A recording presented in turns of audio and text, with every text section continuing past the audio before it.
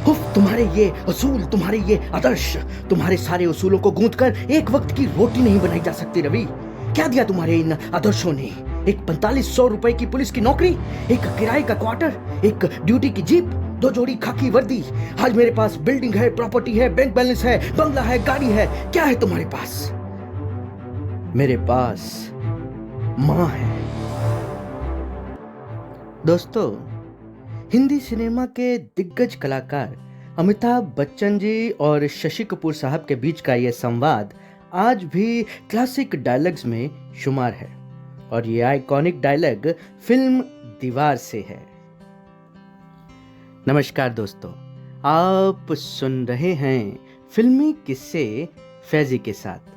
अगर आप हमारे चैनल पर नए हैं तो हमारे चैनल को सब्सक्राइब जरूर कीजिए और बेल आइकन को प्रेस कीजिए ताकि किसी भी नई वीडियो की नोटिफिकेशन आप तक समय पर पहुंच सके। चलिए बढ़ते हैं आगे। दोस्तों, आज हम बात करेंगे साल 1975 में रिलीज हुई फिल्म दीवार की। इस फिल्म में मुख्य भूमिका में थे अमिताभ बच्चन, शशि कपूर, प्रवीण बॉबी, नीतू सिंह, निरूपा राय, इफ्तिखार, सत्यन कप्पू, मदनपुरी, सुधीर और भी बहुत से अन्य कलाकार। यश चोपड़ा साहब द्वारा डायरेक्ट की गई इस फिल्म को प्रोड्यूस किया यश साहब के ही दोस्त गुलशन राय ने। फिल्म की कहानी और स्क्रीन प्ले लिखा सलीम जावेद की जोड़ी ने। फिल्म को म्यूजिक से सजाया पंचम दा यानी R.D. बर्मन साहब ने और गीत लिखे साहिर लुधियानवी साहब ने। दोस्तों, फिल्म की कहानी जहां लाजवाब थी, वहीं इस फिल्म की जान बने फिल्म के बाकमाल संवाद। जी हाँ, फिल्म दीवार को उसके बेहतरीन डायलॉग्स के लिए आज तक याद किया जाता है। हर एक संवाद एक से बढ़कर एक। इस फिल्म के बनने का किस्सा भी बड़ा दिलचस्प है। ये उन दिनों की बात है जब डायरेक्टर यश चोपड़ा जी एक फिल्म पर काम कर रहे थे जिसका नाम था गर्दिश। इस फिल्म के सेट पर लेखक जोड़ी सलीम जावेद ने दीवार फिल्म की कहानी अमिताभ बच्चन जी को सुनाई। अमिताभ जी को कहानी में दम लगा। उन्होंने यश साहब से कहा कि सलीम जावेद कोई स्टोरी लेकर आए हैं, एक बार आप सुन लीजिए। शुरू में यश चोपड़ा जी को लगा कि फिल्म की कहानी में ज्यादा ध्यान देने वाला कुछ खास नहीं है, पर जैसे जैसे कहानी आगे बढ़ती गई, यश साहब की टीम के सदस्य, जिनमें उनके असिस्टेंट तलवार साहब भी थे और भी बहुत से साथी, उन्होंने कहा कि चोपड़ा साहब, कहानी तो शानदार लग रही है, ये फिल्म 5-10 हफ्ते चलने का दम रखेगी। कहानी पूरी होते होते यश साहब की सोच बदल गई। उन्होंने कहा कि यह फिल्म 5-10 हफ्ते के खेल नहीं है, बल्कि 10-20 हफ्ते चल सकती है। उन्होंने इस कहानी पर फौरन काम करना चाहा। हालांकि फिल्म में विजय के किरदार के लिए वे और प्रोड्यूसर गुलशन राय पहले राजेश खन्ना जी को लेना चाहते थे और रवि के किरदार के लिए नवीन निश्चल जी को। लेकिन लेखक जोड़ी सलीम जावेद ने यश साहब को जोर देकर कहा कि चोपड़ा साहब, ये कहानी अमित को ध्यान में रखकर लिखी गई है, इसलिए इस कहानी में अमित ही विजय के किरदार में फिट होगा।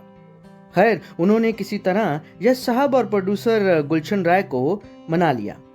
इस किस्से पर यश साहब ने उस समय चुटकी लेते हुए सलीम जावेद को पूछा कि कहीं अमित तुम लोगों को कोई कमीशन वमीशन तो नहीं देता भाई, बता दो। यह सुनकर सभी लोग ठहाके लगाकर हंसने लगे।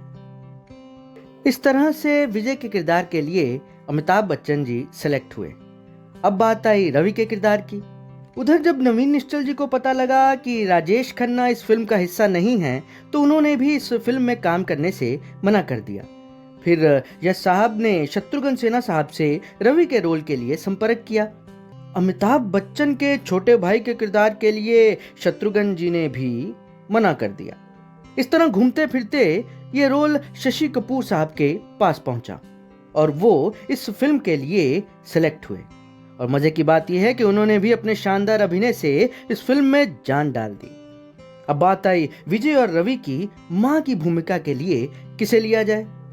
सबसे पहले वैजंती माला जी से संपर्क किया गया था।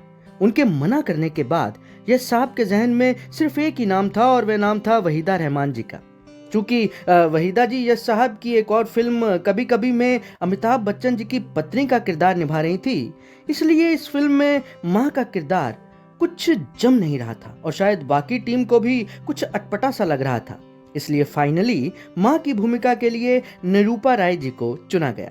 निरूपा राय जी अमिताभ बच्चन जी की माँ की भूमिका वाली ये पहली फिल्म कर रही थी। किसे पता था कि आगे चलकर निरूपा राय जी पर्दे पर अमिताभ बच्चन जी की माँ की भूमिका का रिकॉर्ड बना देंगी। जी हाँ दोस्तों, अमिताभ जी की माँ की भूमिका में निरूपा राय जी ने कई यादगार फिल्में की। हालांकि दोस्तों, यहाँ यह भी बताना जरूरी है कि जब बात अभिनय की आती है तो एक सच्चे कलाकार के लिए फिल्मी किरदार सिर्फ एक किरदार मात्र होता है और अपने अभिनय से उसमें जान डालना एक कलाकार की सच्ची कलाकारी। इस बात को सार्थक किया खुद वहीदा रहमान जी ने, जिन्होंने आगे चलकर फिल्म त्रिशूल में अमिताभ बच्चन जी की मां की भूमिका निभाई। खैर, बात करते हैं फिल्म दीवार की। तो जैसा कि यश साहब और उनकी टीम ये सोचकर बैठी थी कि ये फिल्म 10 हफ्ते चल सकती है, तो साहब मुंबई के कई सिनेमा घरों में ये फिल्म 100 हफ्तों तक चली। जी हाँ, 100 हफ्तों तक। आज ये बात सुनकर हैरानी होती है कि कोई फिल्म 100 हफ्ते एक ही सिनेमा घर में लगातार चलती रही। ये जादू रहा अमिताभ बच्चन जी का। दर्शकों के इसी प्यार ने उन्हें सदी का महानायक बनाया। इस फिल्म की कामयाबी का ये आलम रहा कि इसे दक्षिण भारत में भी 2 बार रीमेक किया गया, तेलुगु भाषा में और मलयालम भाषा में। अब बात करें संगीत की, तो इस फिल्म को संगीत दिया था पंचम दा यानी आर.डी. बर्मन साहब ने। कुल 6 गीत बनाए गए, लेकिन फिल्म में सिर्फ 4 गीत ही रखे गए। म्यूजिक एल्बम में 6 के 6 गीत रखे गए। हालांकि लेखक सलीम जावेद के अनुसार दीवार में गीतों की खास गुंजाइश नहीं थी, पर हिंदी फिल्म हो और कोई गीत ना हो, ऐसा कैसे? प्रोड्यूसर और डायरेक्टर की इस दलील की वजह से 6 गीत रखने पड़े। इस फिल्म का एक गीत, कह दूं तुम्हें या चुप रहूं, दिल में मेरे आज क्या है, बहुत प्रसिद्ध हुआ, जिसे किशोर कुमार जी और आशा भोसले जी ने गाया। फिल्म की shooting Filmistan studio, film city और असली लोकेशंस मरीन ड्राइव और मुंबई डॉकयार्ड की ऐसी एक्चुअल जगहों पर की गई। इसी फिल्म से जुड़ा एक और दिलचस्प किस्सा मैं आप लोगों के साथ यहाँ साझा कर रहा हूँ। जिन दिनों दीवार फिल्म की शूटिंग चल रही थी, उन्हीं दिनों फिल्म शोले की भी शूटिंग चल रही थी। अमिताभ बच्चन जी दिन में शोले की शूटिंग करते और रात में दीवार की। आप देखेंगे कि फिल्म दीवार में अमिताभ बच्चन जी के कई महत्वपूर्ण सीन रात में ही शूट हुए हैं। अब इसमें दिलचस्प बात यह है कि सुबह शोले फिल्म की शूटिंग बेंगलोर में होती थी और रात में दीवार फिल्म की शूटिंग मुंबई में। सुबह फ्लाइट पकड़कर बेंगलोर और शाम को वापस मुंबई। कई दिनों तक ये सिलसिला यूं ही चलता रहा। अमिताभ बच्चन किसी भी तरह से अपने दोनों डायरेक्टर्स सिप्पी साहब और यश साहब को नाराज नहीं करना चाहते थे और उनकी इसी मेहनत की वजह से फिल्में अपने तय समय में पूरी हुई। हालांकि दीवार के मुकाबले शोले बॉक्स ऑफिस पर बाजी मारकर ले गई। शोले ने इतिहास रचा, पर दीवार भी किसी तरह से कम नहीं रही। दीवार ने इंडिया और ओवरसीज दोनों को मिलाकर करोड़ों कमाए, इसीलिए एक क्लासिक कल्ट फिल्म का दर्जा हासिल हुआ फिल्म दीवार को। चूंकि दीवार एक सुपरहिट फिल्म साबित हुई, इसलिए आगे चलकर यश चोपड़ा साहब ने अमिताभ बच्चन जी के साथ कई यादगार फिल्में बनाई, जिनमें कभी कभी सिलसिला, त्रिशूल, काला पत्थर, वीर ज़ारा प्रमुख नहीं। इस फिल्म पर जहां लेखक जोड़ी सलीम जावेद ने अपनी कलम का जादू चलाया, वहीं अमिताभ बच्चन, शशि कपूर और निरूपा राय की बाकमाल अभिनय जोड़ी ने दर्शकों को सिनेमा घरों में अपनी सीट से बांधे रखा। फिल्म दीवार को कई पुरस्कारों से भी नवाजा गया। कुल मिलाकर फिल्म दीवार अपने समय की सुपरहिट ब्लॉकबस्टर फिल्म रही। तो ये थी फिल्म दीवार से जुड़ी कुछ सुनी अनसुनी बातें। आज की वीडियो में इतना ही। वीडियो पसंद आए तो इसे लाइक करें, शेयर करें और हमारे चैनल को सब्सक्राइब जरूर करें। आप सुन रहे हैं फिल्मी किस्से फैजी के साथ। धन्यवाद। शब बखैर।